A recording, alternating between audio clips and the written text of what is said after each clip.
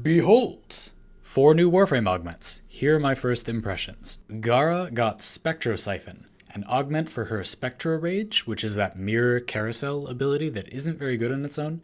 This augment makes enemies killed inside Spectra Rage have a 50% chance to spawn an energy orb. I think this is great.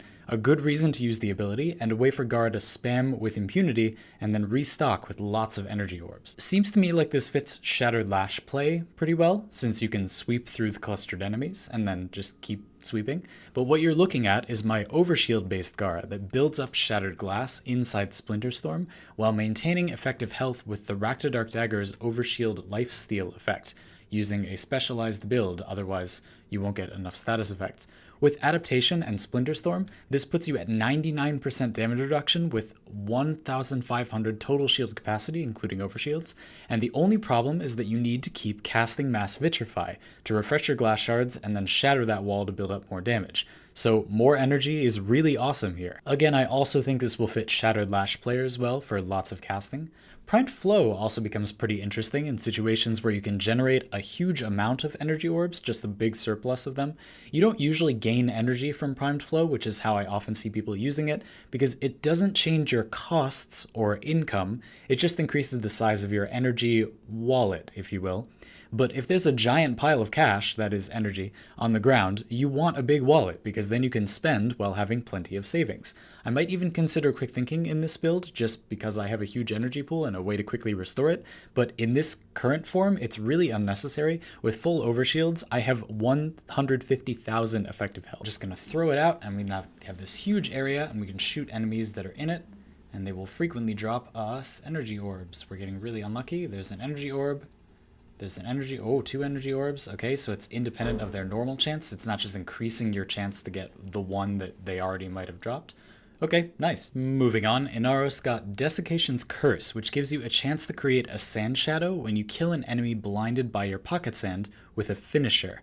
I have this unranked to show you its base chance of 35% on this just test build, because I know a lot of people have 3 Umbral mods on Inaros, and that will limit your space. I don't think this mod is particularly good unranked. I don't think it's that amazing fully ranked, but that's what you'd get if you went that way with it. This is my actual Inaros build, and I don't think I'm going to run this mod, but you can see that I am very tight for space, and in fact a clutch unranked adaptation is giving me some nice value with only 1 mod capacity. I wouldn't have space for this unranked, even unranked, but it's an interesting option to have in mind. And of course, it's important to know this maxes out at 75%, which is fine, but again, nothing too exciting. For something that requires you to deliberately, kill enemies really, really slowly, I would really like to see the effect be reliable. If you have to kill enemies that slowly, instead of just AoEing them or using some melee weapon, even still a melee weapon, but just not individually killing each enemy, I would really like to see it be a bit more reliable.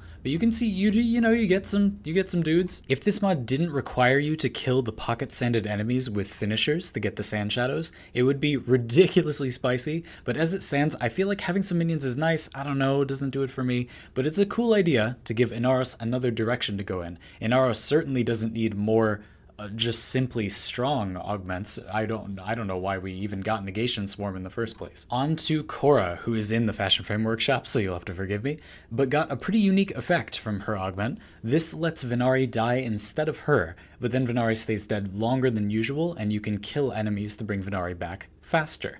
Not sure that makes Venari a Bodyguard exactly, but I do think this is pretty strong out of context. This is a horde shooter, and if you kill like 30 enemies, Venari will be back in around 30 seconds. That's not bad.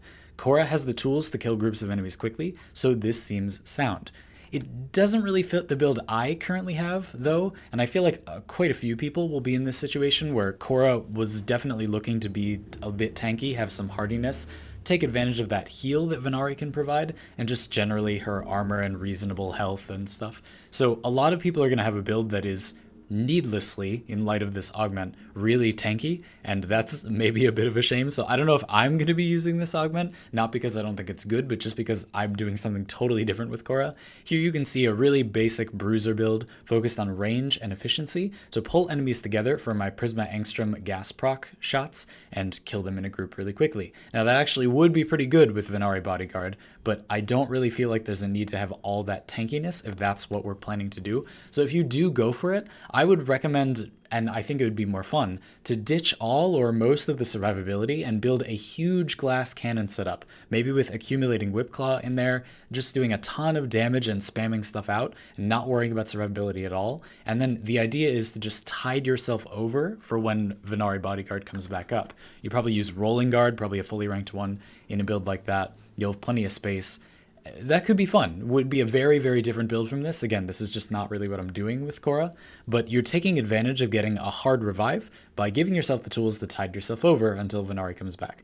So what you'd get is like a best defense is a good offense kind of thing, which sounds fun. You always gotta ask questions when you see something say, X dies in your place. Well, what happens to me? Do I stay at 1 health and die again right afterward, or what happens? So we'll find out. We're about to die, and boom, Venari's gone, and it looks like I get healed for 50% of my health and gain, I would say 2 or 3 seconds of invulnerability. Nice, not bad in the grand scheme of things. Finally, Nova's new augment is Molecular Fission, and it's a trade-off option. When enemies hit by your molecular prime die, they give you back Null Star particles. Now, Null Star particles are significant. They give you damage reduction, and you get more of them based on your duration, which is a bit odd, but they give you damage reduction, and they appear to negate quick thinking stagger, so they're important. This is basically Nova's route to becoming survivable, and it's important to have a way to maintain them. You wouldn't want to lose 1 or 2 of them by getting near an enemy temporarily, and you can just see right through yourself. Look, your defenses are completely down. And, you'd be stuck with that lowered 80%, 75%, etc. defense. You have to get all the way down to having only 5% damage reduction. You're probably not going to survive that, but then you would be able to recast it if you survived, which you would not. So it's important to have a way to refresh these particles, but innately you can't recast the ability until they're all gone. Problem. And this new augment, Molecular Fission, solves that problem, but we already have a way to remedy that problem. We already actually have a solution in Neutron Star's augment. Fancy that, Neutron Star. Null Star has an augment that fixes itself. This lets you blow up your particles for damage, which is negligible, but it lets you recast Null Star whenever you want, which is great, and allows you to stay nice and tanky with that full damage reduction. So the new augment fulfills the same role, it just does the job differently. You don't need to constantly double tap Null Star to refresh it, but you do need to use Molecular Prime frequently, which is more expensive, but something you'd want to cast anyway. I hope you're using Molecular Prime when you're playing Nova. You'll have noticed that I left this mod unranked. Strangely, both of these augments for restoring Null Star charges do their jobs perfectly unranked. Neutron Star just gains more damage. Again, the damage is not really the point. You get blast damage, barely more. It's got a guaranteed proc in a larger radius, but again, you could build around that, but that's not why we were talking about using this augment. It's perfectly serviceable. Unranked, you just blow up the particles, who cares about the damage? You probably have low range anyway because of narrow-minded to get more particles, and it refreshes it just fine, so there's really not a reason to just increase the mod's capacity by 3, and a Molecular Fission already gives you back a particle every single time an enemy dies under Molecular Prime, even at rank 0, and in fact, you have a 25% chance to get another one, even at rank 0. So again, having 1 1/4 particles come back every time an enemy dies is already pretty generous. I would think this would be the kind of augment where they would say, you have a 25% chance, you have a 75% chance, rather than that Desiccation Z'curse that randomly has 75%.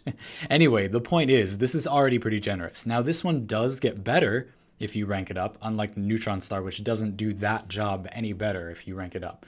This one does eventually reach an 100% chance to give you a second particle, so this will eventually restore 2 particles every time an enemy dies. So I probably will put another Forma on Nova and add that in, but it's just interesting to note that they both don't need to be ranked up. So if you were already using Neutron Star unranked, you can just drop this in without ranking it up and you'll be just fine, but just an interesting thing.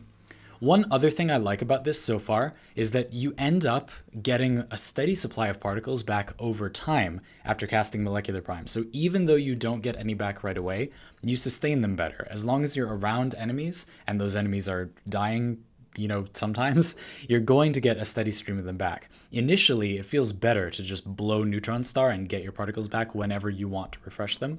But overall, as long as you're still fighting, which you usually are if you need that damage reduction and you're losing particles, you will be restoring them, sustaining them over time. If you walk near an enemy or an enemy gets near you by accident and you lose a particle, you will probably just at random somewhere, an enemy with Molecular Prime on it will die and you'll get the particle right back, which feels great. And those were my thoughts on our 4 new augments. I've been Zandy, and this has been a great way to start the year. New buildcraft toys. It bodes well for the rest of the buildcraft that will come in 2019. Since you made it to the end of my video, I'm sure you know what to do, and I'll meet you on the other side.